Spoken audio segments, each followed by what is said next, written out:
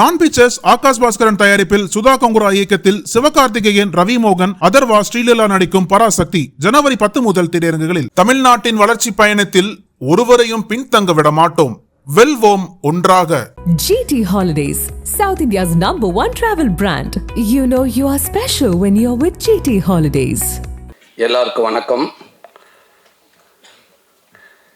தமிழை நல்ல முறையில் வளர்த்து கொண்டிருக்கும் மேடையில் இருக்கிறவங்களும், சமூகத்தை நல்வழியில் எடுத்துக்கொண்டு இருக்கும் இங்கே இருக்கிற அத்தனை பேர்களுக்கும், இவங்க எல்லாரும் இருக்கிற இந்த அரங்கத்தில் எனக்கும் ஒரு மரியாதை கொடுத்து என்னையும் பேச அழைத்ததற்கு உங்கள் எல்லாருக்கும் நன்றி அண்ணே, ரொம்ப நன்றிண்ணே.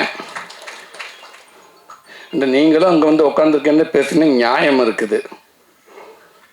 எனக்கு இதில் என்ன நியாயம் இருக்குன்னு தெரியல. நேற்றுன்னு பதட்டத்தோட உச்சமாகவே இருக்கேன். அண்ணன் ஃபோன் பண்ண சரவணன் அண்ணே, நூல் வெளியீட்டு விழா இருக்குங்கண்ணே, கண்டிப்பாக வரணும்ண்ணே, கண்டிப்பாக என்னைக்கு நீங்கள் சொல்லுங்கண்ணே, கண்டிப்பாக வருவோம்ண்ணே அப்படின்னு சொன்னேன். பொதுவாக என்ன சொல்லுவோம் தெரியவா, இந்த மாதிரி எங்கள் வீட்டில் கல்யாணம் வச்சுருக்கேன், என் பிள்ளைகளுக்கு கல்யாணம் வச்சுருக்கேன், என் பையனை காது குத்து இருக்குது, கண்டிப்பாக நீங்கள் வரணும், எந்த மாதம்னு சொல்லுங்கள், கண்டிப்பாக வந்துடும், அப்படி தானே சொல்லுவோம் பொதுவாகவே. ஐயா என் பிள்ளை காது குத்து வச்சுக்க, எப்போ இந்த 10 மணிக்கு நீங்கள் வந்துடுங்க. அந்த மாதிரி அண்ணன் சொன்னார். என்னைக்குன்னு கேட்டேன். நாளைக்குண்ணே அப்படின்றாரு. நாளைக்கு அண்ணே ஓகேண்ணே, அங்கே யார் அண்ணன் வரான்னு கேட்டேன். அத்தனை பேரும் சொன்னாங்க. அன்றைக்கி என்ன பேர், அக்கா பேர், எல்லா பேரும் சொன்னாங்க. மீன விகடன் ஆசிரியர்கள் எல்லோரும் வரான்னு சொன்னாங்க. ஹலோ ஹலோன்றாரு. அண்ணே நான் இருக்கேன் அப்படின்னு. என்னென்ன சத்தத்தவே காணாண்டாரு. சத்தத்தை பூரா ஆஃப் பண்ணிட்டேங்க. இவ்வளோ பேர் வராண்டு நூல் வெளியீட்டு விழாவுக்கு ஓகேன்னு என்ன எதுக்கு நீங்கள் கூப்பிட்றீங்க இல்லையா, நீங்கள் வந்தாருன்னு சிறப்பான மரியாதையாக இருக்கும் அப்படின்றாரு. சரின்னு சொல்லிட்டு இன்றைக்கி புத்தகத்தை அனுப்பிச்சி விட்டு அண்ணே புத்தகம் அனுப்பியிருக்கேன், படிச்சுட்டு ஃபங்க்ஷனுக்கு வாங்கன்றாரு. அண்ணே புத்தகத்தை படிக்கவா இல்லை ஃபங்க்ஷனுக்கு வரவா, ரெண்டும் ஒரே நேரத்தில் கண்டிப்பாக நடக்காது. ஒன்றும் படிக்கிறேன், ஒரு 2 மாதம் வச்சு ஃபங்க்ஷன் நடத்துங்க, இல்லை ஃபங்க்ஷனுக்கு வரும் புத்தகம் சம்மந்தமாக எதுவும் என்கிட்ட பேசக்கூடாது. யார் பேசினாலும் எனக்கு எதுவுமே தெரியாது. அண்ணே நீங்கள் வந்தால் போதும்ண்ணே, தயவுசெய்து வாங்க அப்படின்றாரு. இருந்தாலும் என் வீட்டில் எல்லாம் போகிறீங்க, ஏதாவது 2 பக்கத்தை படிச்சுட்டு போங்க, என்னத்தான் கேட்டாண்டா என்ன பதில் சொல்லுவீங்க, அதுவும் சரிதான் அப்படின்னு சொல்லிட்டு கண்ணை மட்டும் சோசியக்காரர் அந்த ஏடில் சொரு வாங்கல எப்படி அந்த மாதிரி நடுவில் ஒரு பக்கத்தை சொறி ஓப்பன் பண்ணி 43வது பகுதி வந்துச்சு.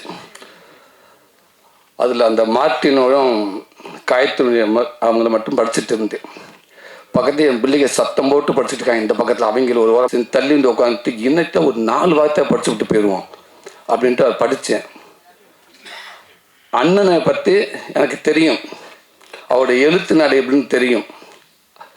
நானும் ஒரு 5, 6, 7 வருஷத்துக்கு முன்னாடி என்னோட பேட்டியில் அண்ணன் எடுத்திருக்காரு. இந்த புத்தகத்தை சசின்னு சொல்லியிருப்பார். ஒவ்வொருடைய பேட்டியை ஒருத்தர் எழுதினாருன்றா அதை படிக்கிறப்ப அவங்க உருவம் தெரியும். ஒரு சின்ன பிட்டு பேப்பர், விகடனில் வந்து பிட்டு பேப்பர் ஒன்று எடுத்து இப்படி பார்த்தோம்டா ஒரு சும்மா ஓரமையாக கிழிஞ்சிருக்கேன். அதில் வர பேட்டி ஒரு 4 வார்த்தையை படித்தோம்டா அது யாரோட பேட்டின்னு கண்டுபிடிச்சிவிடலாம். அதுதான் விகடன், அவ்வளோ தெளிவாக இருக்கும். அதே மாதிரி தான் சரவணன், எந்த பேட்டி வச்சு படிக்குமோ அந்த உருவம் அப்படியே கண் முன்னாடி வந்துடும். அந்த காய்கறியும் அந்த மார்ட்டினுக்கு அந்த அந்த பகுதியை படித்தேன். அந்த அளவற்ற காதலை, கட்டுக்கடங்காத காதலை, அடாவடித்தனமான அந்த அன்பை ஒளிஞ்சிருந்து ஜன்னலில் பார்த்த மாதிரி ஆயிடுச்சு. அப்படி ஒரு லைவாக இருந்துச்சு. ஓப்பன் நம்மளுக்கு வேர்த்துருச்சு. அது உருவம் வந்துருச்சுங்க அங்கே. அதாங்க அவருடைய எழுத்து நடை. அவருடைய எழுத்து நடை இதாங்க. சார் கலைமணி சார் சொன்ன மாதிரி அதிகமாக பேசுகிறோட அமைதிக்கு மிகப்பெரிய பவர்னு சொல்கிற மாதிரி, உண்மைக்கே எவ்வளோ பேசினாலும் புத்தக வழியாக வரைக்கும் மிகப்பெரிய பவர் இருக்குது. எப்போவுமே எழுத்து நிலையில் வரைக்கும் மிகப்பெரிய பவர் இருக்குது. ஆனால் அந்த 2 பக்கத்தை படிச்சோன்னு போராடினேன்.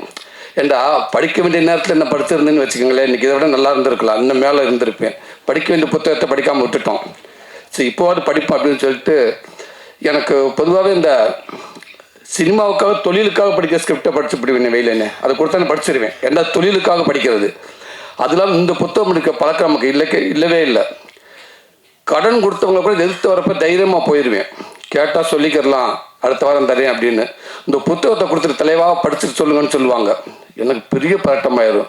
பார்க்குற இடம்லாம் புத்தகத்தை கொடுத்துருவாங்க. கொடுத்துட்டு சூப்பர் இடம், நீங்கள் இதை படிங்கன்னுவாங்க. அப்படி தான் சமுத்திரக்கணி எனக்கு புத்தகத்தை கொடுத்தாரு அண்ணன். கொடுத்துட்டு, தம்பி இது ஒன்று பண்ணுமுடா, இது ஒன்று செய்யும்டா, இந்த புத்தகத்தை படுறா அப்படின்றாரு. அதுக்கப்புறம் இன்னொரு பார்த்தாரு, டேய் இந்த புத்தகம் வேற ஒன்று பண்ணுதுடா உள்ள, இந்த புத்தகத்தை படுறான்டாரு. 2 புத்தகத்தை வாங்கியாச்சு. இப்போ எங்கன்னா எனக்கு அவங்க பார்க்குற இடத்துலாம் பயம். ஐயோ இந்த வந்துட்டாரு, புத்தகத்தை கொடுத்தேன் படித்தானான்னு கேட்பாரு. சுற்றி இப்படி போயிடுறது. ஏதாவது சந்தேஷம், ஏன்டா படித்தேன் அண்ணன் படிச்சுனே அண்ணன் ஏங்கிறத எனக்கு தூங்க விடலைண்ணே. அதே அந்த 10th பேஜுக்கிட்டலாம் ஒரு மாதிரி ஆயிடுச்சுண்ணே. 10th அதுக்கு மேலே ட்ராவல் பண்ண முடியலண்ணே. டே அது வேறு மாதிரி ஒன்று பண்ணுமுடா இருந்தது. அண்ணே கண்டிப்பாக விடவே மாட்டேனே. விடுறதா இல்லைண்ணே, படிக்கிறேண்ணே. ஐயோ கடவுளே சாமி என்னடா பண்ணுறது.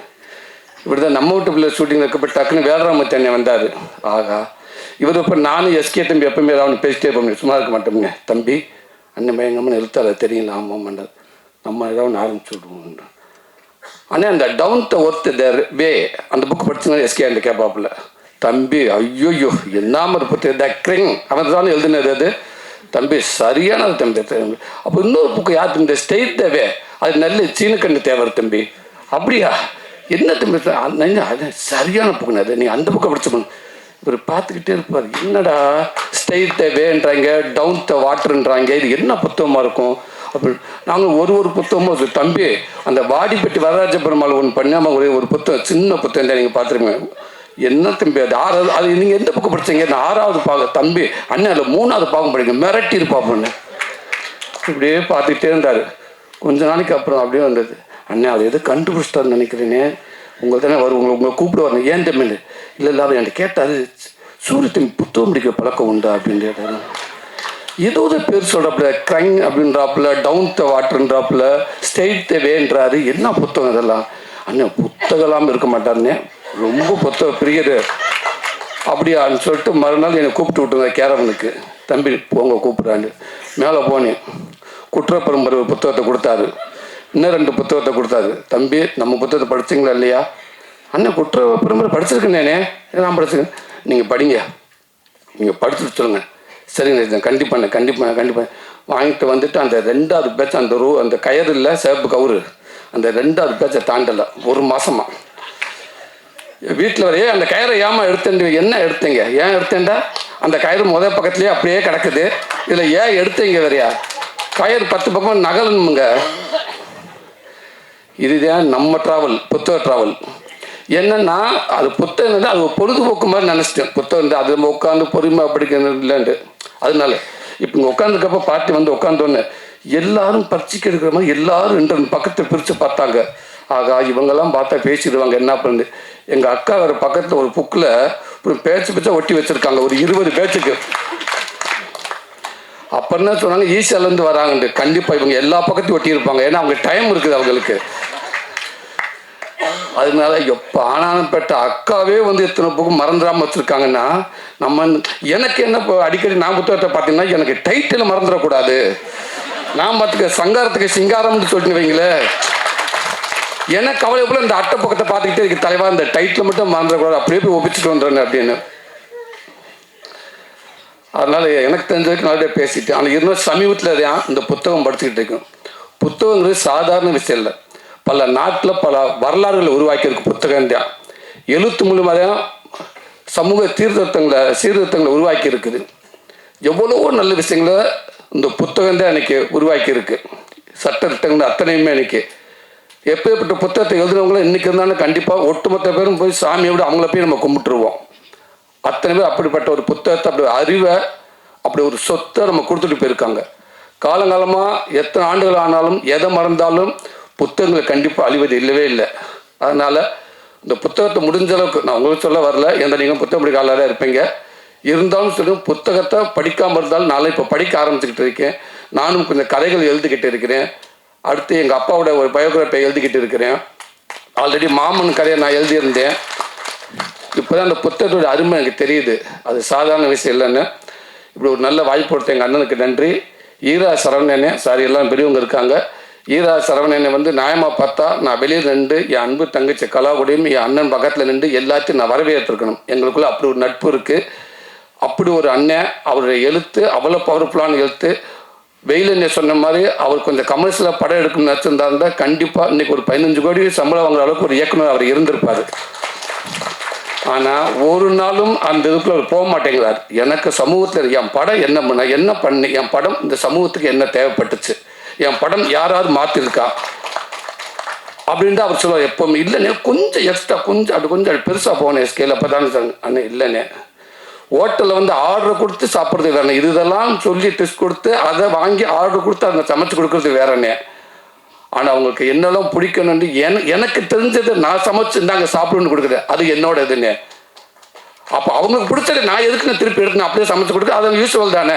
எனக்கு பிடிச்ச நான் சமைச்சு கொடுக்குறேன், கண்டிப்பாக அவங்க பிடிக்கும்னே, என்னோட இது அதுதானே அப்படின்ட்டுவார். அண்ணே தொடர்ந்து இந்த சமூகத்துக்கு நீங்கள் எப்பயும் உங்கள் பங்களிப்பு இருந்துகிட்டே இருக்கும். நீங்கள் வெறும் ஒரு இயக்குனராக மட்டும் இல்லை, நீங்கள் சமூக பொறுப்புள்ள வேண்டும் எனக்கு நல்லா தெரியும். அதையும் தாண்டி எங்கள் அண்ணன் எனக்கு வாழ்க்கைக்கு நிறைய நேரங்களில் என்னை வழிநடத்த போகிறதும் நிறைய விஷயங்கள் நான் உங்கள் மூலமாக அதை நான் பார்த்துட்டு இருக்கேன், என்னை வழிநடத்திட்டு இருக்கீங்க. ரொம்ப நன்றினே. இந்த புத்தகம் இன்னும் மிகப்பெரிய ஒரு படமாக மாறும் அப்படின்னு நான் நம்புகிறேனே, வரணும்னு நம்புகிறேன். இவ்வளோ பேர் இருக்காங்கண்ணே, இவ்வளோ பெரியவங்க இருக்காங்கண்ணே, இந்த புத்தகத்துக்குள்ளே அத்தனை சப்போர்ட் இருக்குண்ணே. கண்டிப்பாக உங்களுக்கு மிகப்பெரிய ஒரு தூணாக இருப்பாங்கண்ணே. இந்த சொசைட்டியில் உங்கள் விருப்பம் போல் இன்னும் கொஞ்சம் கமர்ஷியலில் பெரிய படமாகவும் உங்கள் எண்ணங்கள் மாறாமல் கண்டிப்பாக அடுத்தடுத்த சினிமாவில் ஒரு பெரிய இயக்குனராகவும் சமூகத்தில் நல்ல ஒரு பொறுப்புலாம் நீங்கள் இருப்பீங்கன்னு நான் நம்புகிறேனே. நன்றிங்கண்ணே. அது அன்பு தங்கச்சிக்காக தங்கச்சி நன்றிப்பா தங்கச்சி, நீங்கள் எப்பவுமே நல்லா இருக்குன்ற தங்கச்சி. நன்றி. நக்கீரன் டிவிக்கு சப்ஸ்கிரைப் செய்யுங்கள். உங்கள் ஆதரவே எங்கள் பலம். ஆசிரியர்களுக்கு நண்பனாகவும் மாணவர்களுக்கு ஆசானாகவும் திகழும் தேர்வு வழிகாட்டி. ஒவ்வொரு பாடத்திற்கும் அனுபவமிக்க ஆசிரியர்களின் துல்லியமான தெளிவான விடைகள். CNC இருக்கு, தேர்வு பயம் எதற்கு? இது தீரன் பப்ளிஷிங் ஹவுஸ் விற்பனை வெளியீடு.